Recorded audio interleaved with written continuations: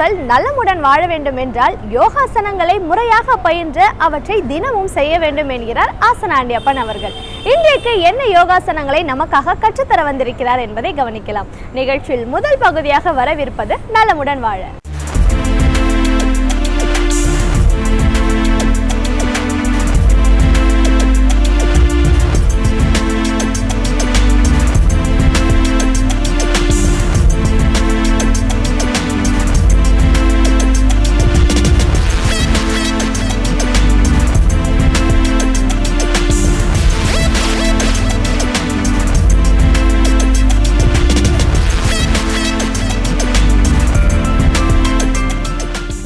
என் அருமை உலகத்தமிழ் மக்களே, தாய்மார்களே, பெரியோர்களே, சிறார்களே, என் அருமை சீடர்களே, யோக நண்பர்களே, யோக விரும்பிகளே, உங்கள் அனைவருக்கும் என் இனிய காலை வணக்கம்.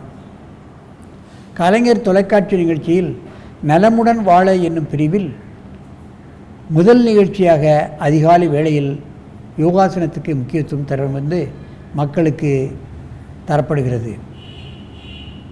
அதிகாலை வேளையில் இந்த ஆசனத்தை ஏதாவது ஒன்று இரண்டை நாம் பண்ணிவிட்டாலே அன்று முழுவதும் நமது காரியங்களை செம்மையாக செய்யலாம், வெற்றிகரமாக செய்யலாம், எந்த தங்கு தடையுமின்றியும் செய்யலாம்.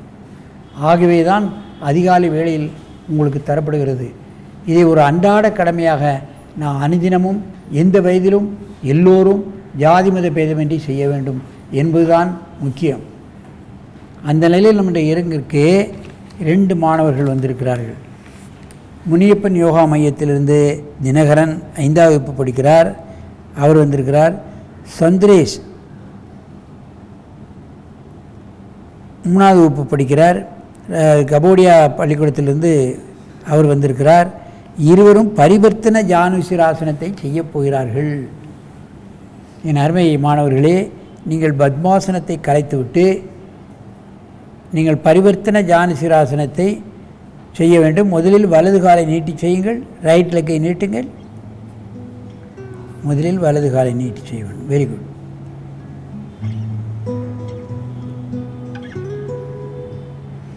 எத்தனை நெளிவு சுழிவுகள் அவர் இருக்கிறது என்பதைத்தான் பார்க்க வேண்டும்.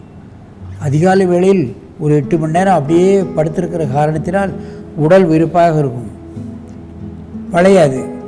ஆகவே காலை கடன்களை முடித்துவிட்டு குளித்து விட்டோமேயானால் கொஞ்சம் ஆசனம் செய்வதற்கு உடல் பக்குவமாகிவிடும். பின்னால் தான் இந்த ஆசனத்தை செய்ய வேண்டும்.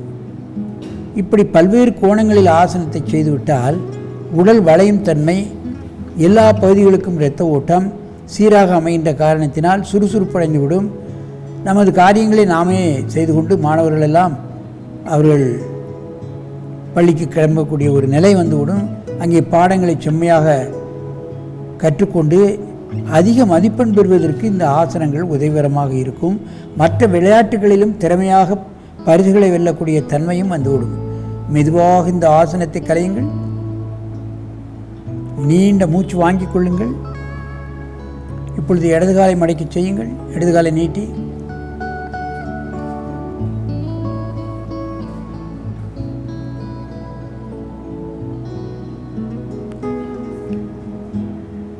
உடலை திருகிறது தான் பரிவர்த்தனை பெயர். உடல் திருகாசனம்.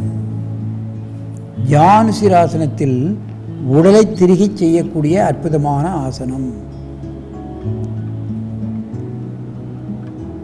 உடலை திருக திருக இரத்த ஓட்டமானது தலைப்பகுதிக்கும் கால் பகுதிக்கும் சீராக அமையும். முதுகு வழியாகத்தான் 72,000 நாடி நரம்புகளும் செல்கின்றன, இரத்த நாளங்கள் செல்கின்றன. மெதுவாக இந்த ஆசனத்தை கலையுங்கள். நீண்ட மூச்சு வாங்கிக் கொள்ளுங்கள். இப்பொழுது ஒருவருக்கொருவர் நேராக பார்த்து கொண்டு இந்த ஆசனத்தை செய்ய வேண்டும்.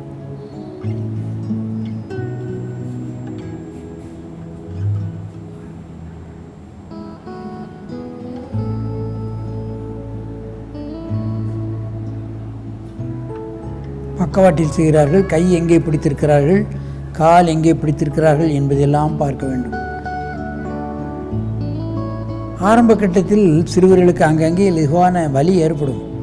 அது போக போக வலியே ஏற்படாது. ஏனென்றால் வளைக்காத முட்டுக்கள், முதுகு இவைகளெல்லாம் வளைக்கிறோம், அதனால் வலி ஏற்படும். அதை பழக பழக சாதனை செய்ய செய்ய அந்த வலியே ஏற்படாது. மெதுவாக ஆசனத்தை கலையுங்கள். நீண்ட மூச்சு வாங்கிக் கொள்ளுங்கள். அடுத்த காலை போட்டு செய்யுங்கள்.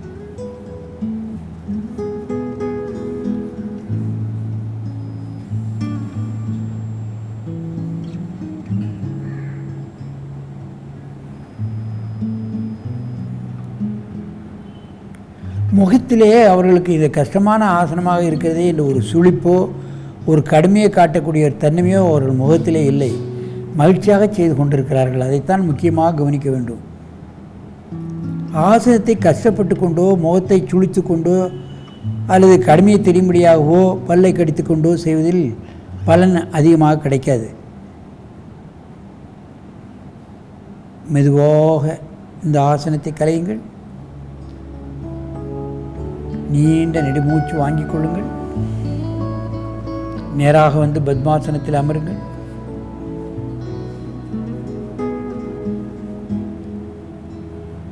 நேர இருக்கணும். என் அருமை பெரியோர்களே, தாய்மார்களே, சிறுவர்களுக்கு இவைகளெல்லாம் சீக்கிரமாக முழுமையடைந்து விடும். பெரியோர்கள் தன்னுடைய உணவு முறையிலே நான் வெஜிடேரியன் சாப்பிடாமல் உப்பு புளிக்காரங்களை குறைத்து விட்டாலே உடல் வளையும் தன்மை வந்துவிடும். வெகுகாலமாக உப்பு புளிக்காரம் அதிகமாக சேர்க்கின்ற காரணத்தினால்தான் உடலே விரைப்புத்தன்மை அதிகமாகி விடுகிறது. அதை மெதுவாக நாம் மிதப்படுத்தி சாப்பிட்டோமானால் நிச்சயமாக நமக்கு விளையும் தன்மை அதிகமாகும். இரத்த ஓட்டமானது சீராக தலையிலிருந்து உள்ளங்கால் வரையில் உள்ள அத்தனை பகுதிகளுக்கும் சீராக செல்லும் பொழுது எந்த பகுதியிலும் குறைபாடு ஏற்படாது, வியாதி ஏற்படாது. அதைத்தான் கவனத்தில் கொள்ள வேண்டும். அளவுக்கு மிஞ்சினால் அமிர்தமும் நஞ்சு என்று சொல்வார்கள். ஆகவே மிதமாக எதுவும் சாப்பிட்டால் நமக்கு எந்த நோயும் வராது. பாதி வயிறு சாப்பாடு, கால் வயிறு தண்ணீர், கால் வயிறு வேக்கமாக இருக்க வேண்டும். அப்பொழுதுதான் உடல் ஆரோக்கியமாக இருக்கும்.